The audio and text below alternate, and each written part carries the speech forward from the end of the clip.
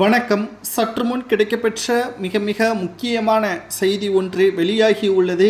செந்தில் பாலாஜியின் ஜாமீன் காலம் முடிந்து வரக்கூடிய நிலையில் வருகின்ற ஜனவரி 21ஆம் தேதி நீதிமன்றத்தில் ஆஜராக வேண்டும். அப்பொழுது அமலாக்கத்துறை வழக்கறிஞர் செந்தில் பாலாஜி அவர்களுக்கு மீண்டும் ஜாமீன் வழங்கக்கூடாது, அவர்களுக்கு எதிராக சாட்சிகள் அனைத்தையும் சேகரித்துவிட்டும் நீதிமன்றம் மீண்டும் அவரை சிறையில் அடைப்பதற்கான உத்தரவை பிறப்பிக்க வேண்டும் என்று அமலாக்கத்துறை வழக்கறிஞர்கள் கூற உள்ளதாகவும் அதற்கான அனைத்து ஏற்பாடுகளையும் தற்பொழுது செய்து வருகிறார்கள். மீண்டும் செந்தில் பாலாஜியின் பதவி பறிக்கப்படுமா? அதாவது செந்தில் பாலாஜி அவர்கள் குற்றவாளி என்று அறிவிக்கப்பட்டால் மட்டும்தான் அவரது பதவியை நீதிமன்றம் பறிக்கும்.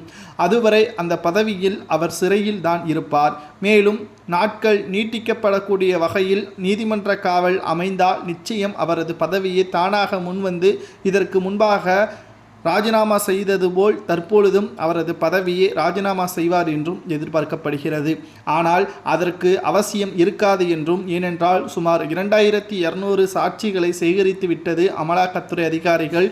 அவ்வளவு பெரிய ஊழலையா செய்திருக்கிறார் என்று கேட்டால் நிச்சயமாக வழக்கு தொடரப்பட்டது என்னமோ அதிமுகவின் ஆட்சியின் பொழுது போக்குவரத்து துறை அமைச்சராக இருந்த செந்தில் பாலாஜி அவர்கள் வேலை வாங்கி தருவதாக கூறி மோசடி செய்ததுதான்.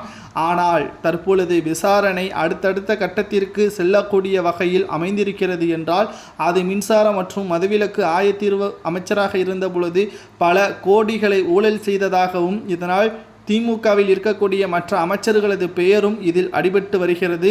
சரியான சாட்சிகளோடு செந்தில் பாலாஜி குற்றவாளி என நிரூபித்தால் மட்டும்தான் மற்ற அமைச்சர்களது கைது நடவடிக்கையும் உறுதி செய்யப்படும் என்பதை முனைப்பாக தற்பொழுது வரை அமலாக்கத்துறை அதிகாரிகள் தற்பொழுது செந்தில் பாலாஜிக்கு எதிராக ஆதாரங்களையும் சேகரித்து வைத்திருக்கிறார்கள். ஜனவரி 21ஆம் தேதி செந்தில் பாலாஜி அவர்களுக்கு மிகப்பெரிய ஒரு மோசமான நாளாக அமையலாம், அல்லது அவருக்கு அதிர்ஷ்டம் இருந்தால் நிச்சயமாக அவர் இந்த ஜாமீனை நீட்டிக்கக்கூடிய வகையில் அமலாக்கத்துறை அதிகாரிகள் கொடுத்த சாட்சிகளை எதிர்த்து இவர் மீண்டும் மனு ஒன்றை கொடுக்கலாம். ஆனால் எதிர்பார்ப்புகள் அமலாக்கத்துறையின் பக்கம்தான் இருக்கிறது. செந்தில் பாலாஜிக்கு சிறையில் அடைக்கப்பட்டால் நிச்சயம் 7 ஆண்டுகள் வரை செந்தில் பாலாஜியின் கதை முடியும் என்றும் எதிர்பார்க்கப்படுகிறது. ஒருவேளை 7 ஆண்டுகள் மட்டும்தான் சிறை தண்டனை கொடுக்கலாமா? அவரது சொத்துக்கள் பறிமுதல் செய்யப்பட்டு கரூர் தொகுதியில் உள்ள அனாதை இல்லத்திற்கு கொடுக்கலாமா, அல்லது பொது துறைக்கு ஒதுக்கப்படலாமா என்பதை உங்களது கருத்துக்களை கமெண்ட் வாயிலாக கூறுங்கள். இதுபோன்ற அரசியல் செய்திகளை தெரிந்து கொள்ள மறக்காமல் ஒரு சப்ஸ்கிரைப் மட்டும் பண்ணிருங்க.